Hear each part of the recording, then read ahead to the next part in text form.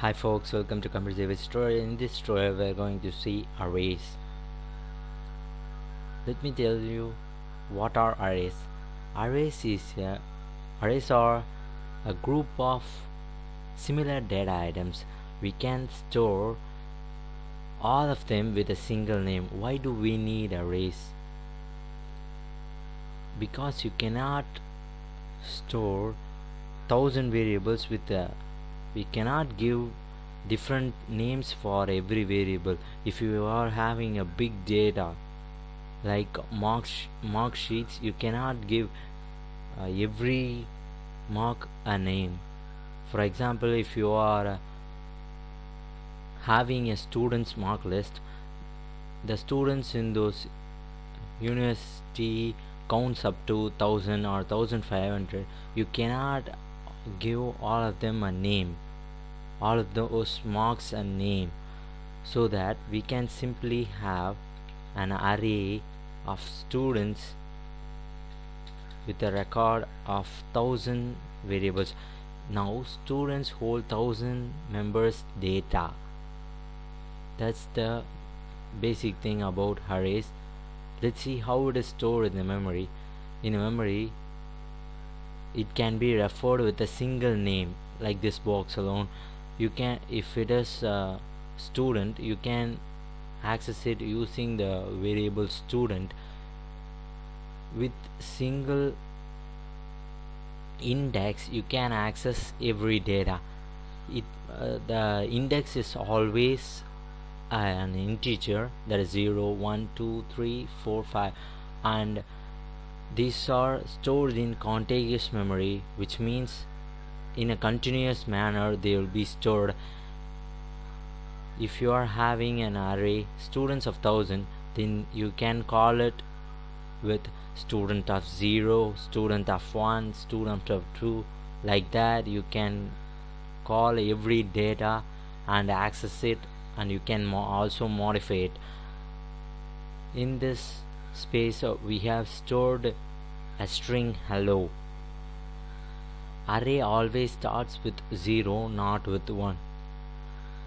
In the 0th place, I mean 0th index of the variable student, you are having h. Then in the next memory place you are having e, and like that all the variables will be stored till the end. In the end, a null character will be inserted. That backslash and 0 is called a null character. Let's see how you can store students data. Let's take it as an array of 10. We are having 10 members data in here. You have to describe what kind of data, that is type of data. I'm going to store integer values in that A array. Then to declare variables, to declare array elements, you have to use a flower bracket. Within that you can have numbers which are separated by commas.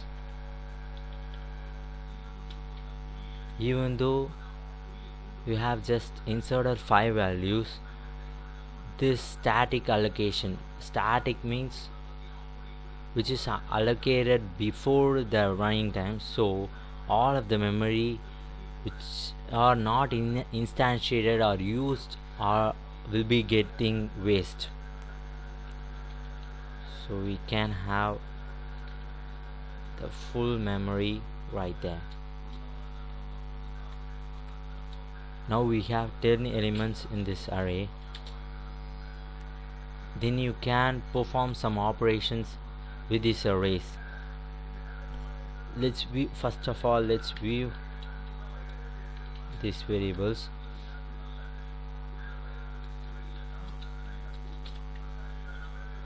As usual, to view an integer data type, you have to give %d, and in here you have to give the variable's index with the array name. Array name is A. Within square brackets we have to give the index. As always the array starts with index 0, 0, 1, 2, 3, 4. In the fourth index we are having the number 5. Our aim is to print the number 5.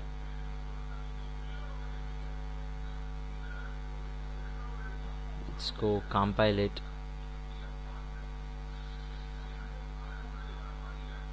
We'll be having the result right here.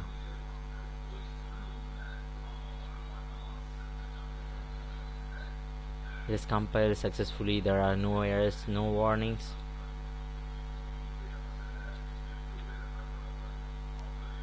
After running, we just got the output as 5. Likewise, we can change this index to view the last element. We cannot have the 10th index because it starts from 0, so it ends with 9, and in the 10th place you'll be having your null character, which means nothing. So in the 9th index you'll be having the 0th element.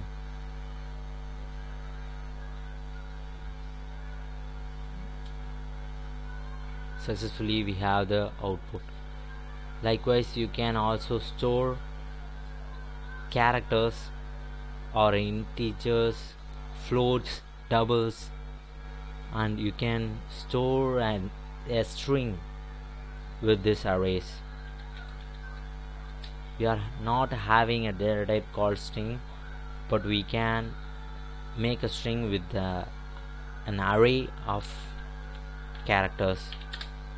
We are having a 20 character array. In this you have to give the string inside a double quote, so it will be assigned successfully into that character array. We are going to have hello world in this string. You may wonder how to view this, particularly element by element. You have to use a for loop. As always, array starts with an index of 0. You have to give I equal to 0.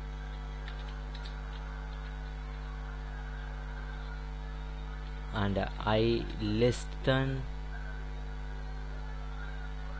we are going to have variable 1, 2, 3, 4, 5, 6, 7, 8, 9, 10, 11, 12. You're just having 12 characters, so you just have to give the length. Then I plus plus.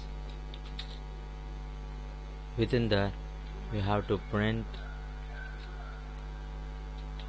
an integer, not integer, it's a character, so %C, and in the gap you have to fill it up with array of I, because every time this loop executes, you will be having a different value. For the first time you will have 0, then the next time you will have 1 here.